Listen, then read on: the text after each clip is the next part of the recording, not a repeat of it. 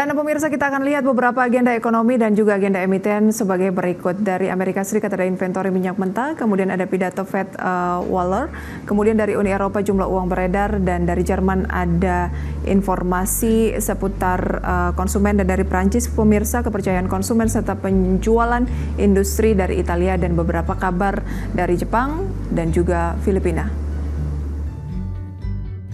Kemudian pemirsa, kita ke agenda emiten. Ada informasi dari BTEL, pemirsa akan melangsungkan RUPS, TSPC, kemudian ada BP, ada BBYB, kemudian SMDR pembayaran dividen tunai interim, pembayaran dividen tunai interim dari NICL. Itu dia sejumlah agenda emiten yang menjadi perhatian pemirsa 28 Agustus 2024.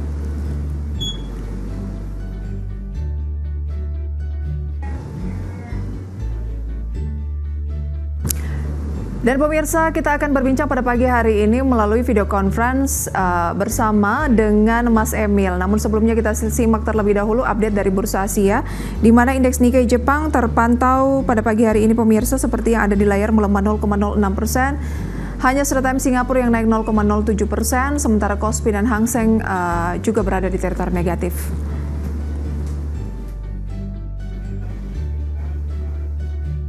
Halo, selamat pagi Mas Emil. Selamat pagi, Mbak Bisa. Terima kasih sudah join pada pagi hari ini, Mas Emil. Baik, indeks harga saham gabungan kemarin mengalami koreksi. Apakah ini koreksi yang bisa dikatakan wajar, aksi profit taking, setelah indeks harga saham gabungan terus mencatatkan rekor penutupan beberapa hari terakhir? Oh ya, kalau kita melihat memang kemarin kan indeks saham gabungan kan sempat melemah sebesar 0,11% ya kurang lebih ya untuk indeks harga saham gabungan setelah sebelumnya ini sempat mencatatkan rekor tertingginya ya untuk ISG. Namun kemarin kalau sebenarnya kita melihat koreksi tipis pada perdagangan ISG kemarin, kalau kita kaitkan dengan adanya aksi ambil untung investor, sebenarnya ada aksi ambil untung investor. Terus juga kalau kita juga lihat dari sisi lain, ini tampaknya dipicu oleh ketidakpastian politik ya yang mulai meningkat seiring dimulainya pendaftaran kepala daerah dalam Pilkada 2024, khususnya ini di Pilgub DKI Jakarta. Terus kalau seperti kita tahu kan Jakarta ini sebagai pusat ekonomi dan politik, otomatis dia memiliki pengaruh yang signifikan terhadap sentimen di pasar. Ketika ada sentimen yang negatif atau ketidakpastian lah, terutama di sini adalah ketidakpastian hasil Pilgub DKI, di mana terkait kebijakan dan strategi calon yang akan terpilih, ini menimbulkan kekhawatiran di kalangan investor, di mana ketidakpastian ini cenderung akan mendorong para pelaku pasar untuk melakukan aksi ambil untung, di mana aksi ambil untung ini digunakan atau dilakukan oleh para investor untuk melindungi profit yang telah dicapai sebelumnya. Oleh sebab itu, kenapa kemarin ISG sempat terkoreksi tipis ya 0,11% setelah sebelumnya mengalami rekor tertinggi seperti itu, Mbak Prisa. Baik, lantas apa rekomendasi Anda dan analisis Anda untuk indeks harga saham gabungan setelah dia turun lagi dari 7.600-an ke 7.500-an? Ada peluang pelemahan lebih lanjut atau justru sebaliknya, mengingat dari penutupan Bursa Wall Street semalam, Dow Jones ini kan juga indeks utama di Bursa Wall Street mencatatkan rekor penutupan kembali? Oke, kalau untuk proyeksi ISG hari ini justru malah saya melihat ISG memiliki peluang untuk menguat ya dengan menguji level resistennya di level 7.600. Kalau kita melihat dari apa sih membuat ISG berpeluang menguat setelah kemarin terkoreksi tipis, pertama kalau kita lihat dari sentimen positif, pertama dari data ekonomi global, di mana seperti pertumbuhan industri profit China dan pertumbuhan ekonomi Jerman yang lebih baik dari perkiraan. Terus juga ada sentimen negatif yang ini menjadi salah satu pemberat pergerakan ISG, yaitu mengenai outbreak kasus monkeypox ya yang dinyatakan sebagai global public health emergency. Itu juga mempengaruhi ya, Mas Emil, pasar modal kita? Akan ada dampak negatifnya nanti ya, Mbak Prisa, terhadap pergerakan ISG. Otomatis itu nanti itu menjadi salah satu katalis negatif dan menjadi salah satu pemberat pergerakan ISG depannya. Oke, Anda melihat sendiri cacar monyet ini seberapa besar impact-nya ke ekonomi khususnya pasar modal? Peluangnya akan seperti apa? Dan patut kita antisipasi kah?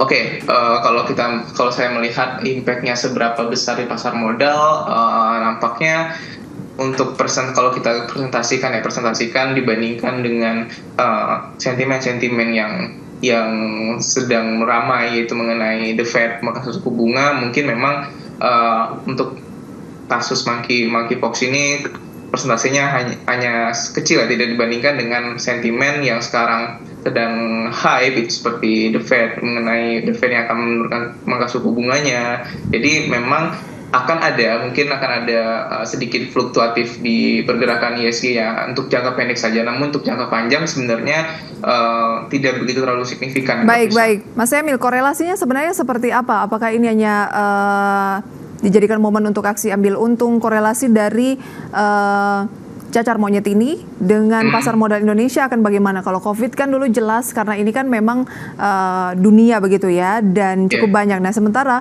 dari Kementerian Kesehatan tadi sendiri, dari informasi yang sudah kami tayangkan sebelumnya pemirsa, sempat menyatakan bahwa masih terkendali.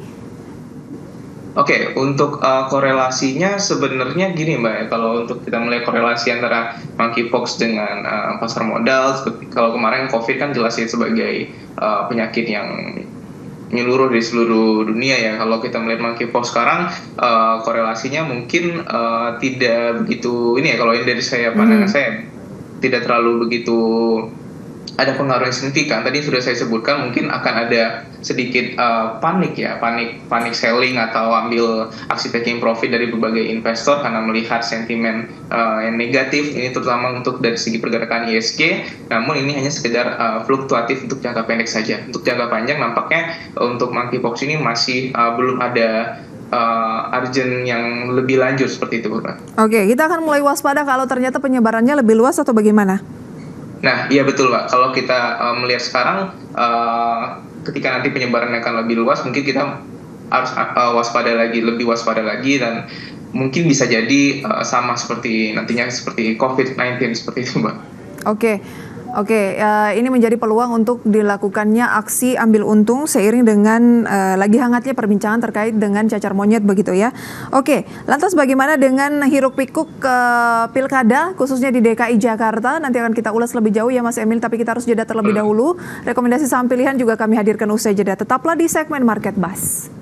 Terima kasih pemirsa, Anda kembali bersama kami dan kita masih akan berbincang bersama dengan Mas Emil Fajriski, analis dari Stocknow. Oke, Mas Emil, tadi kita membahas terkait dengan ada kemungkinan terkait dengan cacar monyet ini juga akan mempengaruhi selera risiko di pasar modal Indonesia yang membuat orang melakukan aksi profit taking jangka pendek dan bisa menjadi makin besar dampaknya kalau ini meluas begitu ya. Semoga dari pemerintah sudah mengantisipasi hal ini ya. Oke. Jadi jangka pendek peluang indeks harga saham gabungan akan kemana nih setelah menguji lagi kisaran 7.500 dari 7.600 sebelumnya?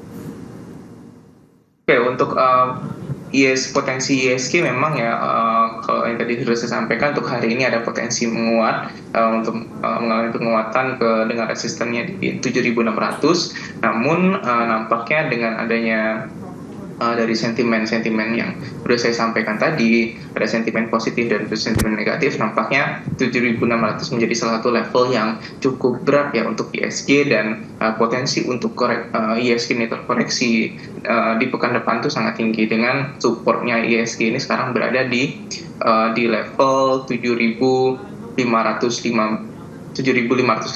hingga supportnya itu di level 7.458. Oke, itu adalah range dari pergerakan indeks harga saham gabungan. Kalaupun menguat ke 7.600-an kayaknya saat ini agak berat begitu ya. Baik, kemarin yang menjadi penopang utama pelemahan dari indeks harga saham gabungan itu adalah banking tentunya. Ada BBRI, BBCA, Bank Mandiri, BBNI, dan beberapa bank lainnya. Bank Arto, dan sejumlah bank lain begitu ya. Nah, apakah ini momen untuk melakukan pembelian lagi, buy on weakness, tambah posisi di harga bawah, mumpung lagi koreksi seiring dengan mungkin euforia pemangkasan suku bunga The Fed yang digadang-gadang?